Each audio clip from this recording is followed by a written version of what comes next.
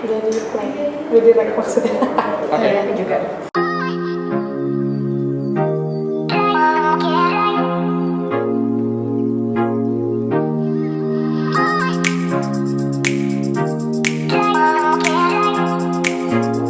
Nama saya Dian Nita Sahdarani. S1 saya di Kimia ITB, S2 saya di Geothermal Energy University of Auckland, New Zealand. Hobi saya fotografi dan kuliner. Karena menurut saya geothermal adalah salah satu potensi yang sangat menjanjikan di Indonesia. Ditambah banyak sekali gunung api di Indonesia yang mana masih menyimpan rahasia panas bumi yang sangat-sangat besar.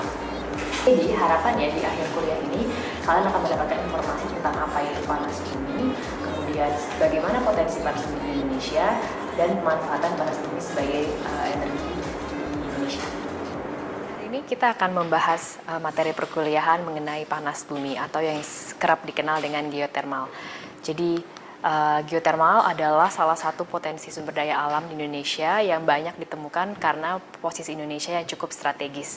Gambar yang kalian lihat ini adalah gambar fumarole dan gambar steaming ground yang berada di Gunung Papandayan, Garut, Jawa Barat. Fumarole dan steaming ground ini adalah salah satu indikator utama bahwa suatu daerah itu memiliki potensi energi panas bumi. Energi panas bumi ini nanti kemudian akan diekstrak panasnya dan bisa dikonversikan menjadi energi listrik. Tapi sebelum kita masuk ke pembahasan tentang geothermal lebih jauh, ada baiknya jika kita mengenal apa itu panas bumi dan apa saja pemanfaatan yang bisa kalian dapatkan dan berapa banyak potensi energi panas bumi yang bisa dihasilkan oleh Indonesia. Secara definisi, geothermal itu geo berarti bumi dan thermal berarti panas, yang berarti panas yang berasal dari dalam bumi. Ada 3 metode perpindahan panas, yaitu konduksi, konveksi, dan radiasi. Nah, perpindahan panas yang terjadi di lingkungan panas bumi, lingkungan geothermal adalah didominasi oleh perpindahan panas secara konduksi dan secara konveksi. Nah, dari panas ini kemudian dimanfaatkan untuk menjalankan PLTP atau pembangkit listrik tenaga panas bumi. Jadi kita memiliki suatu reservoir panas bumi yang mengandung air panas, dan air panas ini kemudian diekstrak, dibawa ke permukaan, dipisahkan, dan kemudian dikonversikan menjadi listrik sebagaimana pembangkit listrik itu mengkonversikan atau menghasilkan energi listrik. Nah, konsep geothermal sendiri itu cukup unik. Kalian bisa bayangkan bahwa konsep geothermal itu mirip seperti kita sedang memasak air dalam teko.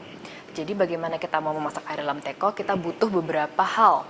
Yang pertama, kita membutuhkan sumber panasnya untuk memanaskan air tersebut. Jadi kita punya aspek yang dinamakan dengan heat source. Kemudian aspek kedua, kita membutuhkan yang namanya reservoir atau wadah, dalam hal ini tekonya.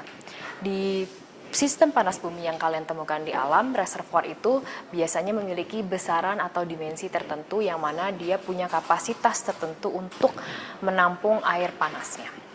Aspek yang ketiga yang dibutuhkan adalah airnya itu sendiri yang harus mengisi tekonya.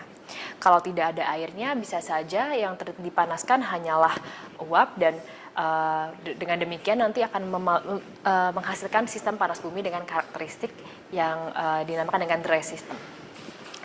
Nah, aspek yang keempat adalah clay cap, atau kalau misalnya kita memasak air, kita harus punya tutupnya. Kenapa kita butuh tutupnya? Agar panas yang dihasilkan itu tidak sepenuhnya lolos ke permukaan. Jadi energi panasnya tidak sepenuhnya terbuang. Dan yang terakhir dibutuhkan aspek kelima, yaitu adalah jalur atau jalan untuk panas dan air panasnya untuk keluar dari reservoirnya.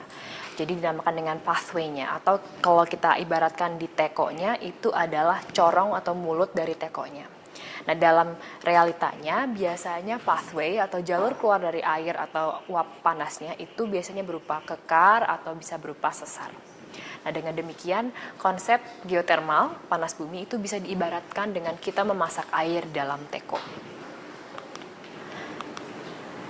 Geothermal energi sendiri itu adalah salah satu energi yang dikatakan sebagai energi sustainable. Jadi dia bukan energi alternatif atau renewable karena sifatnya tidak begitu bisa diperbarukan. Untuk diperbarui juga siklusnya sangat lama. Dia disebut dengan energi yang sustainable karena dia selalu ada dan berkelanjutan. Jadi energi yang dihasilkan oleh panas bumi itu tidak mengenal musim, baik itu misalnya musim hujan maupun musim kemarau, selama masih ada panas yang memanaskan reservoir dan masih ada air untuk dipanaskan dan bisa keluar dari reservoirnya, maka sistem panas bumi tersebut masih bisa terus sustain. Nah, banyak orang yang berpikir bahwa energi panas bumi itu adalah energi yang tidak ramah lingkungan. Sistemnya dapat mengekstrakkan dari energi panas bumi dapat merusak lingkungan. Itu memang betul apabila ekstraksi atau pemanfaatan energinya tidak dilakukan atau tidak dihitung dengan baik, tidak di-engineer dengan baik. Pada hakikatnya, energi panas bumi adalah energi yang tertutup, siklusnya tertutup. Air yang diekstrak dapat dikembalikan ke bawah permukaan dengan sistem reinjeksi apabila sistem reinjeksi tersebut dianggap memungkinkan dan bisa menjaga kestabilan sistem. Tapi pada hakikatnya air yang diekstrak dari sistem panas bumi, dari reservoir panas bumi tidak mengganggu reservoir air tanah atau aquifer air tanah. Air yang diekstrak dari reservoir panas bumi adalah air yang berada jauh di beberapa kilometer di bawah permukaan. Dimana kalau aquifer air tanah itu biasanya hanya beberapa ratus meter di bawah permukaan saja. Jadi stigma bahwa energi geothermal adalah energi yang tidak ramah lingkungan atau energi yang tidak tertutup sistemnya itu bisa saja keliru apabila semua aspek dijalankan dengan baik. Nah, keuntungan dari adanya energi geothermal adalah yang pertama, energinya itu dia sustain. Jadi tadi tidak mengenal musim, musim hujan, musim kemarau itu dia tetap bisa konstan. Kemudian dia cukup ramah lingkungan. Dia tidak menghasilkan emisi gas CO2 yang berlebih dibandingkan dengan tipe energi lainnya. Kemudian tipe energi geothermal ini dia sifatnya umurnya panjang karena biasanya umur dari sistem geothermal itu tergantung dari umur suatu gunungnya. Jadi tidak mengenal umur yang pendek. Kemudian dia sifatnya asli, dia bisa langsung digunakan di tempatnya, jadi localized. Jadi dia tidak harus dibawa kemana-mana, jadi dia bisa menghidupi atau bisa mengenerate power untuk suatu daerah tertentu. Dan yang terakhir, keuntungan dari energi panas bumi adalah sifatnya yang reliable.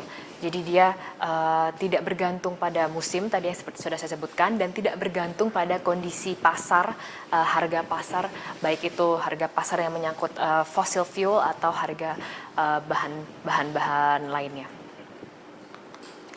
Mengapa Indonesia kaya akan potensi panas bumi? Hal ini dikarenakan Indonesia itu terletak di Ring of Fire.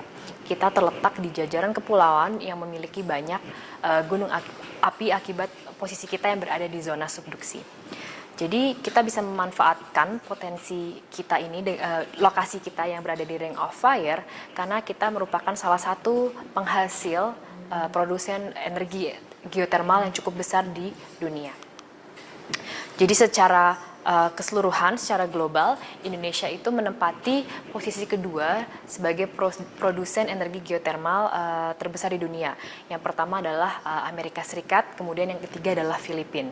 Akan tetapi kita masih punya banyak potensi panas bumi yang belum terungkap dan belum dimanfaatkan sebagaimana yang sudah dilaporkan oleh ESDM di tahun 2019 bahwa kita memiliki lebih dari 20 gigawatt cadangan energi yang bisa dihasilkan dari panas bumi. Nah, berdasarkan laporan dari ESDM juga, ada beberapa WKP atau wilayah kerja panas bumi yang masih dalam perencanaan pembangunan, yang misalnya ada di Pulau Sumatera atau di Pulau Jawa maupun di Nusa Tenggara. Nah, hal ini mendorong banyak investor karena sektor panas bumi ini adalah sektor yang cukup menarik dikarenakan sifatnya yang sustainable dan sangat-sangat menguntungkan. Sekian kuliah tentang panas bumi, semoga kuliah ini bermanfaat. Terima kasih atas perhatiannya.